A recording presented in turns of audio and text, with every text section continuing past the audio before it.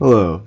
Today I'm going to be going over the Altai Republic as part of my Russian Subdivisions series. So, first basics. The area is 92,903 square kilometers, putting it squarely in the top half of Russian subdivisions in size, but it's certainly not as large as other areas like Yamalo-Nenetsk or Yakutsk. Its population is 211,000. We'll get more back to them later. Its capital is Gorno-Altaysk, which has a population of 64,000. It's the only major city within the region. It borders the Altai Krai here, Kemerovo Oblast, the Republic of Khazia, and Tuva. And I don't know about you, but Tuva is the greatest republic subdivision in the world. I don't know what else could even match it. So in honor of that, I have a Tuva mention sticker right here. Its population is 31% urban, 69% rural. So, like I said earlier, most people live a nomadic lifestyle or in agriculture. Its main rivers are the Katun and Bia. And one fact you may not know about it is the I believe it's small planet or dwarf planet 2232 is named after Altai. So that's an interesting piece of info. In terms of its history, the region, just like Altai Krai, was conquered by various nomads such as the Mongols or the Zhungars, but the Turkic empires like the Kyrgyz, I believe, and the Uyghurs left the most impact, both culturally and also societally too. Um, the Qing and perhaps also the Ming ruled the area for some time, but in 1865 the Treaty of Chubachuk gave the area to Russia after it had been surveyed by Somonov, who was a kind of Russian Renaissance man, might be the best way of putting it, because he had a lot of different interests, but one of them was surveying, and he is really the first kind of Russians to move in or to survey the area.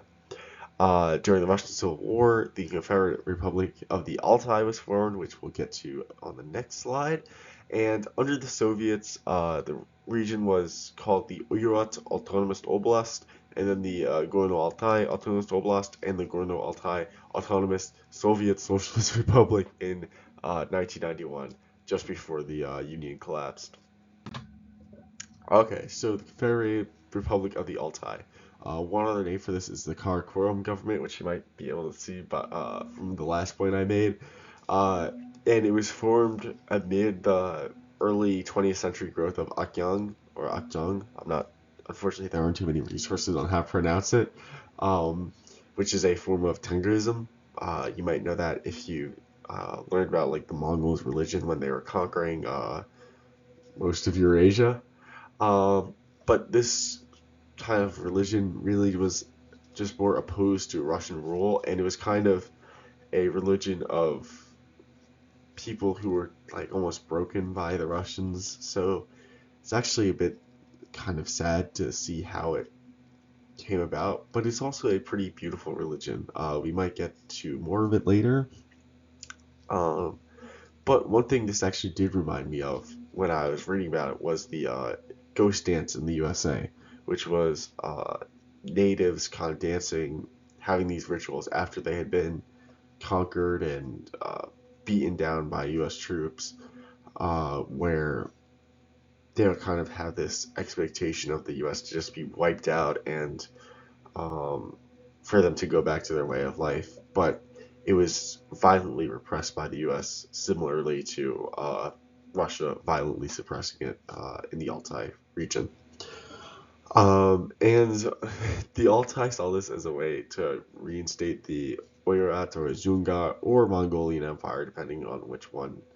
Kind of just any empire, but their dreams of world conquest were stopped by the local Russians, who already made up a sizable percentage of the population, and also the White Army eventually invaded, and then the Fifth Red Army, which I believe would actually be later commanded by Zhukov. I'm not sure though, but um, Yeah, it really didn't work out, but it's a kind of interesting thing that they believe they were gonna conquer half of Eurasia again.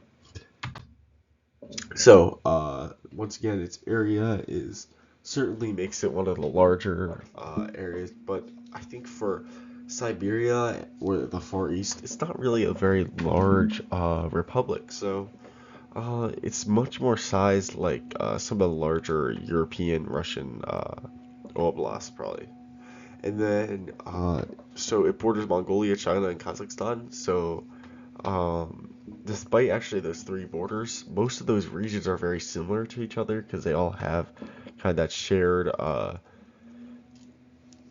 not sure if the Gobi does. No, the Gobi doesn't go up there, but they have that shared like steppe nomad culture.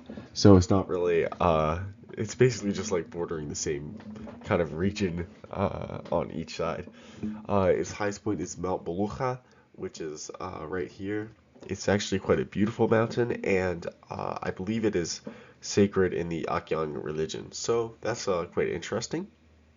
And uh, the Altai Mountains stop in the Republic and they kind of go southward from it, I believe, into China and Mongolia. Um, and the two largest rivers, the Katun and the Bia, later formed the Ob, but that's in the Altai Krai. Um, but those two rivers are formed by an estimated 20,000 small tributaries within the Republic. So there are a lot of tiny rivers just formed by these mountains. Its largest lake is Telitskoy, which is a uh, similarly shaped lake to Baikal. It's not really that interesting, unfortunately.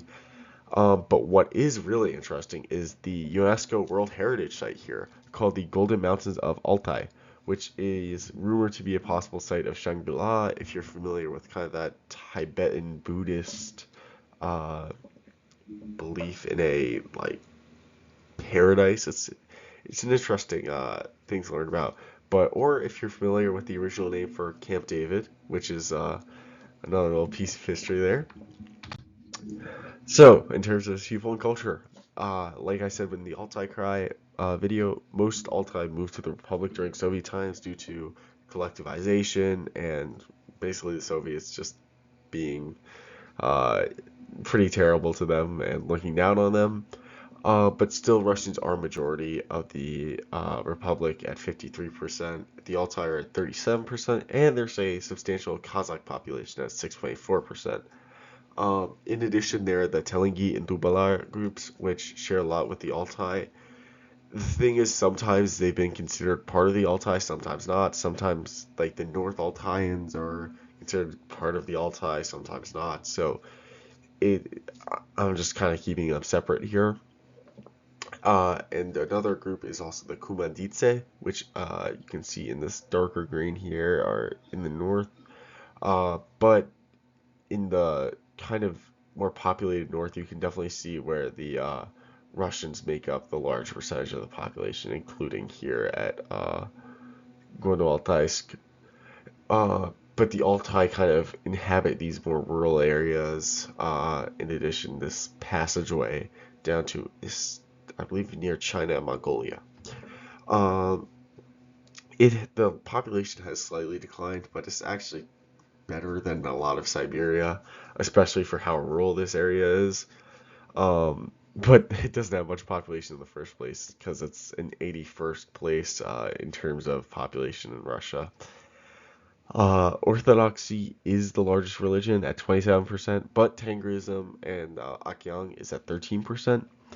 Spiritual but not religious is once again a very large part of Russia. 25%. Atheism is at 15%.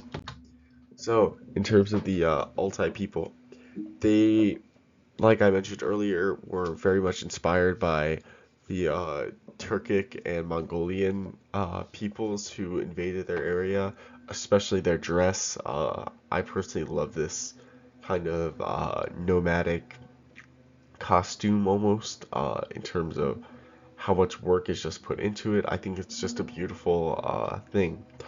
And actually, quite surprisingly, many of them still practice Akyang and shamanism.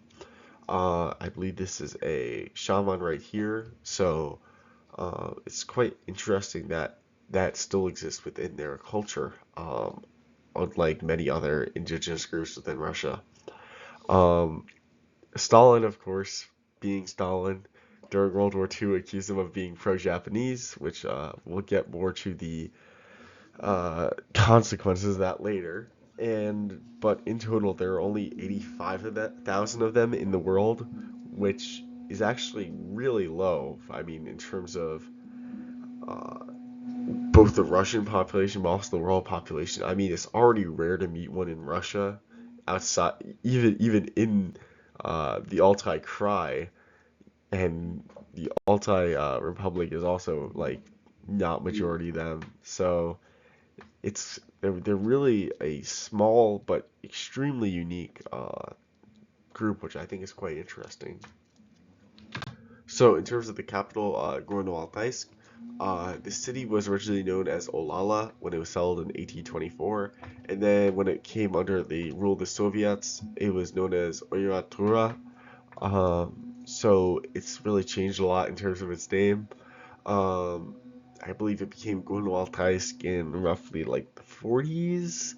Um, but it does have the Gorno-Altaysk Airport, which is down here, which is a quite nice international airport because to get around the Republic, you really have to use helicopters or planes or something else just because there's no rail infrastructure or road infrastructure to really get around, unfortunately.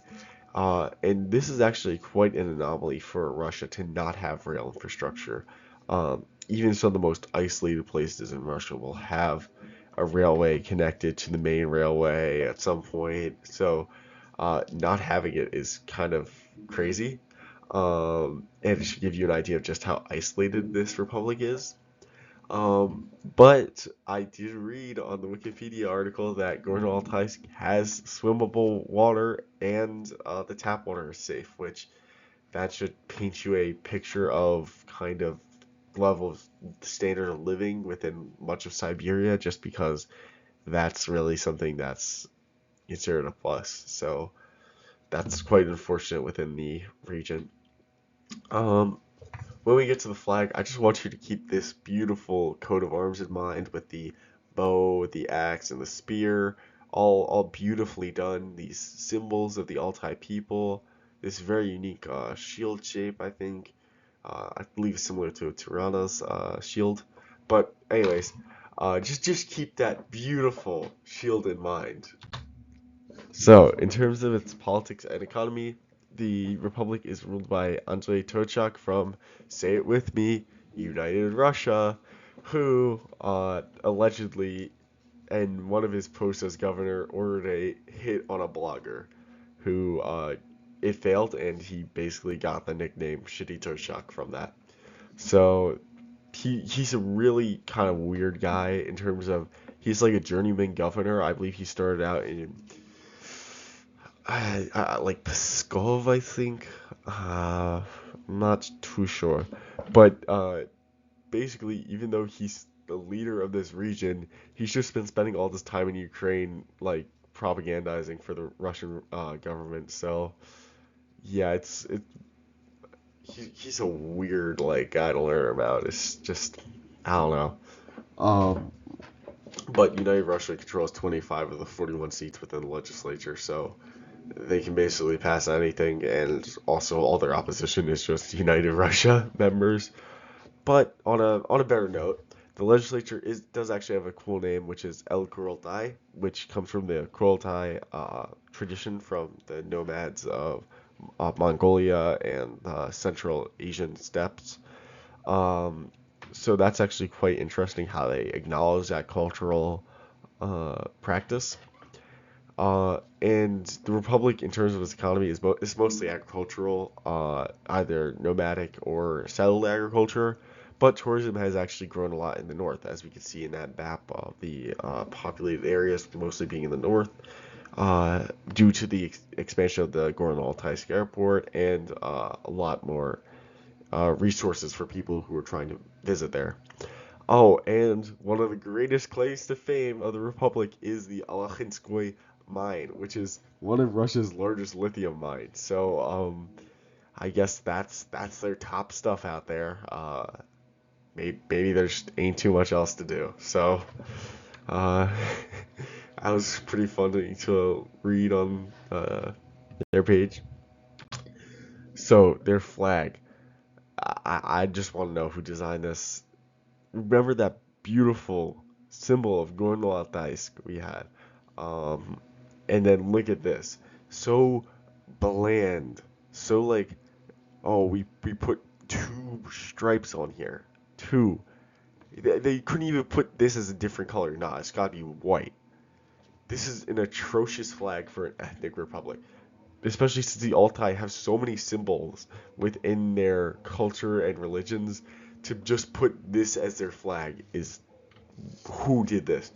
This is a D tier level flag, but I guess it is better than one of the flags I used to have from 1921 to 1922, which is that.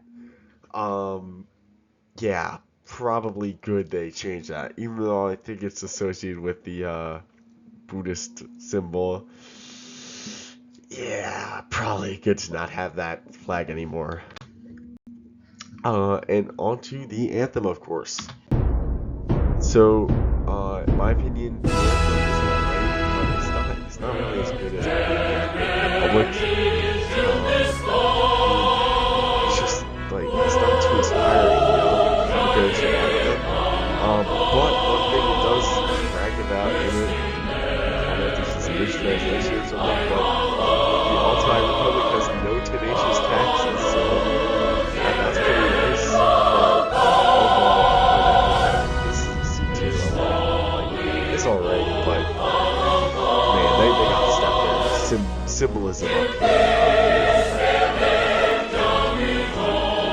That's it for today. Once again, I'll be continuing the series more for all the Russian subdivisions